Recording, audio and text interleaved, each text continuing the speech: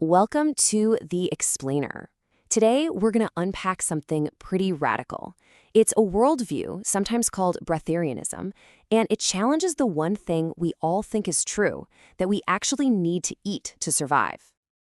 Okay, let's just jump right into the deep end with the most central and, frankly, shocking claim from our source material. The entire idea of nutrition is a myth. The argument here is that nothing you ingest, not food, not even water, is actually assimilated by your body.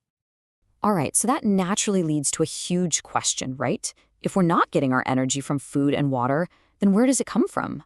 What is it that's actually keeping us going? Well, according to this philosophy, everything our body needs is just absorbed directly from the air we breathe. The idea is that the water vapor in the air, the hydrogen and oxygen, is our true source of fuel. So really, breathing is the only thing we actually need to do to get nutrition. Now, to really get your head around this, you have to understand how this source sees reality itself.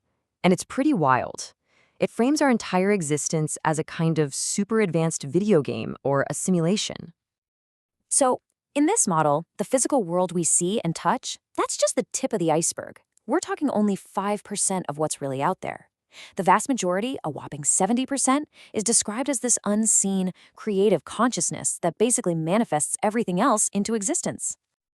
And inside this video game of life, this philosophy says there's a huge split inside each of us. You've got the being, that's your true self, the conscious player who knows what's going on.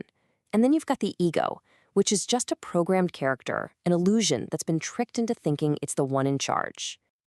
So how does this ego character get built in the first place? Well, according to the source, the programming starts the second we're born, and it creates what it calls a prison for our soul. It's laid out in 4 steps. It starts, they claim, with a baby's body naturally rejecting food. Then comes force, when a parent makes the baby eat anyway. That's followed by programming, installing beliefs like you have to eat to be healthy. And finally, it all leads to addiction, where eating gets tangled up with our emotions and our need for comfort and love. This whole process creates something the source calls the resistance curve. The thinking is, as we get older, our bodies get better at handling the so-called toxins in food. But here's the catch, that increased resistance actually costs us our natural vitality. It's a total paradox in this view. A child's body is so vital, it immediately rejects toxins by, say, vomiting. But an adult's body has been trained to just absorb them, slowly losing its life force in the process. So what's the mechanism here? How does this vitality get drained? The source makes a really specific claim. To deal with food, our body creates antibodies. And these very same antibodies, it says, destroy our melatonin, which the source equates with DMT. The compound linked to spiritual experiences. So get this, in this worldview, the very act of eating is what chemically severs our connection to a higher consciousness. Okay, so if life is a game and the ego is a program running the show, how do you beat it? How do you break free? Well, the path forward is completely counterintuitive. It's called the path of non-action. I mean, where do you even begin with this? How do you start to take apart a program that's been running your whole life? A program that controls your most basic instincts about how to survive? The entire journey, according to this material, starts with one single word that sounds incredibly simple: observe. That's it. You don't fight, you don't try to change anything, you don't fix, you just watch. And observing here isn't some intellectual exercise. It's about witnessing your ego's patterns as they happen. You see the impulse to grab a snack. You feel that wave of anxiety, but you don't get swept away by it. You just watch it. And the idea is that through that pure watching, you start to realize just how much of what you do is just useless, conditioned noise. But here's the real twist. The source warns that just adopting a new belief system is another trap. So even believing in breatharianism is seen as just as limiting as believing in nutrition. The whole point isn't to trade one prison cell for another. Belief itself is the blockage. So you see, this isn't about going to war with your own mind. You're not trying to destroy the ego. The goal is for the ego, that programmed character, to finally realize that it's just a character in a game. Through observation, it understands its role and just willingly steps aside. It lets the real player, your being, take the controls.